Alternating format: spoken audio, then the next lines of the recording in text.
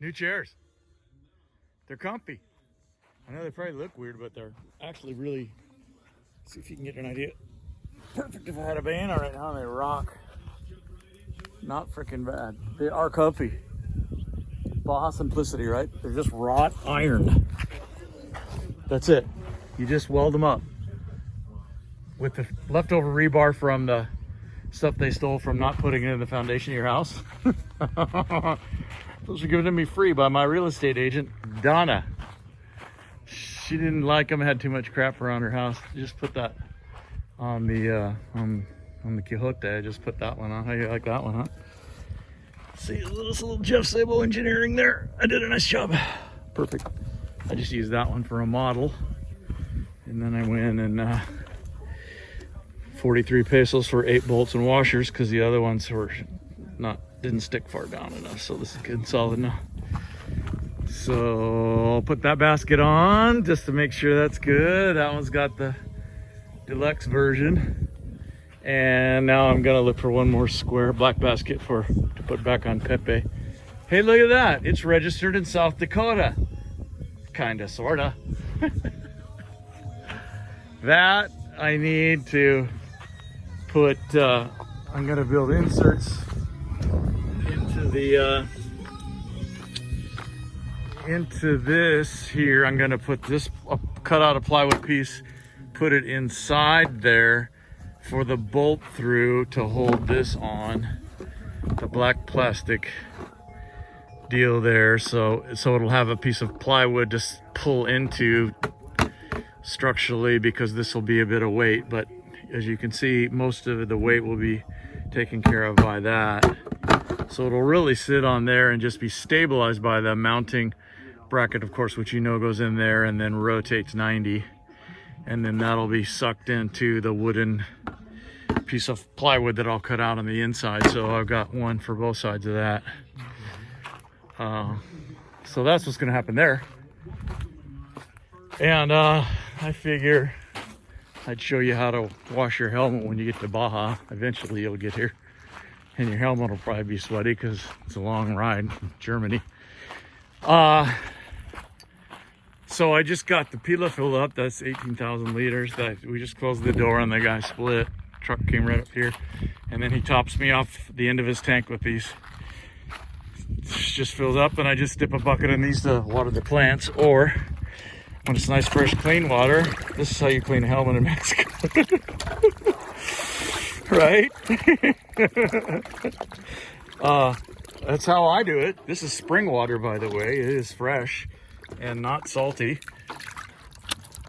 Nope, we call it sweet water. And this is a little bit of Fabulosa. What are we doing here? Okay, of course the CD. But we're gonna do this. And of course, some of that purple stuff is the soap. Fabulosa washes everything: clothes, people, cats, floors. So I've just been doing this. We're getting all that body oil and sweat out. And I just re-glued these. A little bit of a Baja effect. This is a great Icon helmet, as you know, but what happens is the bonding agent that they use, let's just call it contact cement, starts to release. So I had to pull this off completely, this lower singular piece, as you can see where I'm running my finger. Pulled it off because it was just becoming, and then I had to clean off the residual contact cement, we'll call it, whatever they call it is what they call it, and then clean the helmet with a Dremel tool, and then use some very aggressive 2-part epoxy, 5-minute epoxy to put that back on, and it worked out perfect. And I've just done the same with this closing liner, as you can see, which was also one piece. Can you see it, Dave? This is one, see where my index finger is? That's one continuous loop there. And it's oddly shaped, and it's doesn't, you know, it wants to go in with massaging, and then it's too small, you know what I'm saying? So you actually have to push it out into position and hold, rather than having it be perfectly sized. I don't know why they do that. So it was quite a piece of artistry to Dremel clean all this and then clean the seal itself with carb cleaner so that I had a clean application environment.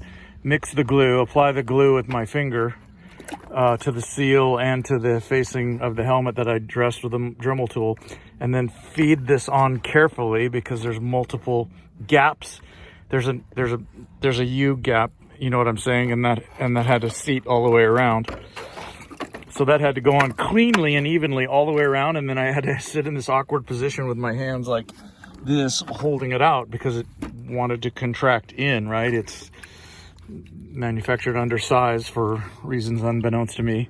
But anyway, it works. So I held it in position long enough for the 5-minute epoxy to set. And the 5-minute epoxy has proven to be very rugged. Let's call it Baja proof. So that's probably a 2-year repair there. Anyway, so now it's nice and fresh water with Fabulosa in it. And no problem here setting things out in the sun to dry.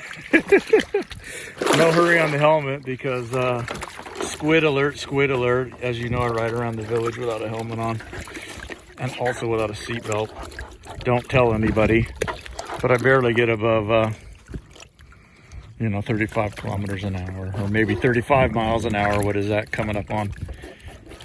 Whatever that is, I forget. But it's all dirt roads around here, a little bit of pavement. I'm careful, so I'll take what I take. I'll take what I get if I fall off, right? Eyes wide open. So there's my clean helmet and my clean water. And I'll just let that drain out a little bit over here. Got lots of sunshine today. In a day that'll be dry. We're at the end of the day today. Today right now is about, 3:25 local. So there's the sun. Sets there. This time of year, here's my house.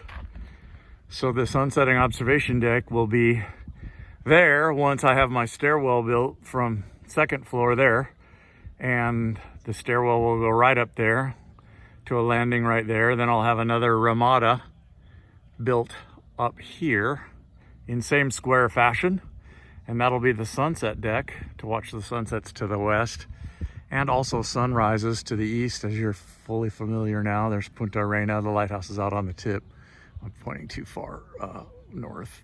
It's more like, as I'm gun sighting with my finger beneath the camera, Punta Arena, the tip is right there with a lighthouse on it.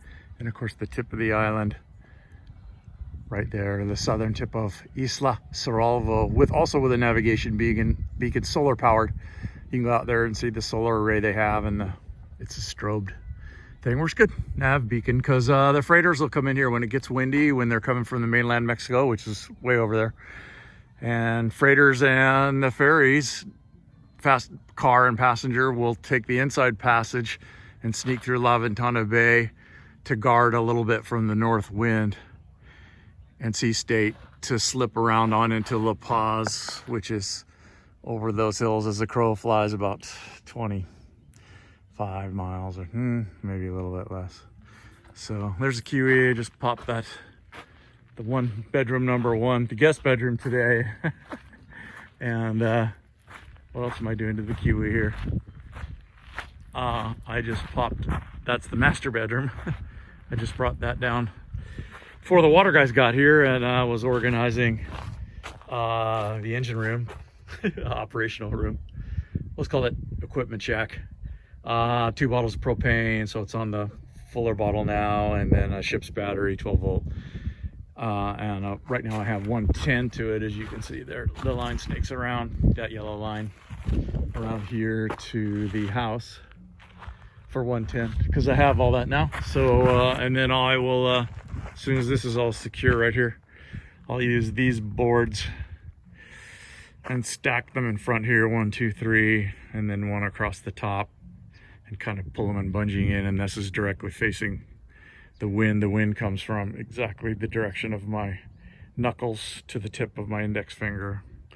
My back is faced north right now, and that is directly where 99% of the wind comes from 0 to 45, gusting to 55 knots throughout the winter. So that will be the front end of the trailer, guarded by these things, and that also hides the goodies. Don't want your propane bottles to turn up missing because you leave them hanging out naked. Tires are doing good. I bought 4 of those at the grocery store two seasons ago. Had them put on, and those are brand new automobile tires. Of course, it doesn't matter, it just holds the trailer up. And I don't know if you've ever seen the engine room, so I might as well show you since I'm over here and running a long video for you. There's chimenea 1, and here's a backup chimenea. In case you need one, I got one for you right here. As yet unburned. It's not even burnt in yet.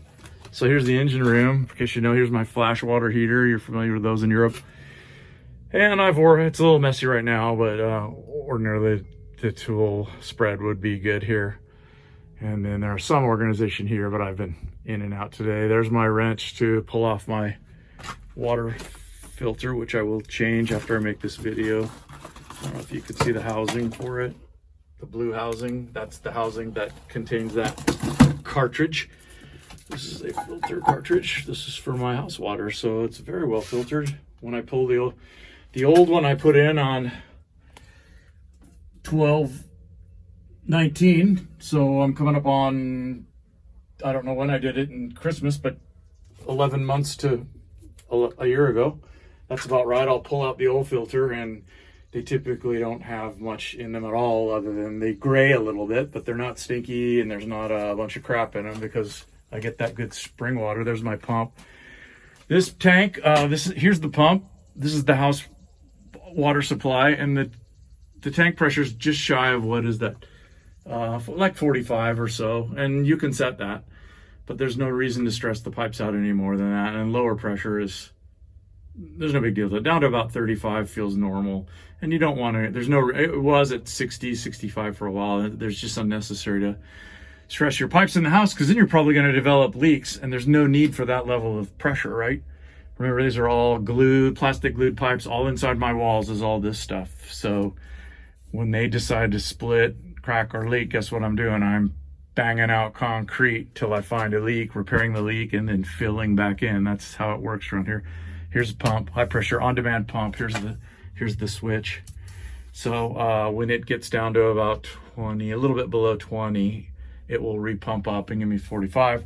This is a pressure accumulator. So actually this pressure now here is in this chamber. As you can hear, the pump is not on. So I have house pressure right now of what, just about 45 psi or so. So the accumulator, this is the pressure accumulator in here. So the pump pressurizes this tank. There's sort of a balloon in here, and that pressurizes the water system. And so right now I have 45 psi.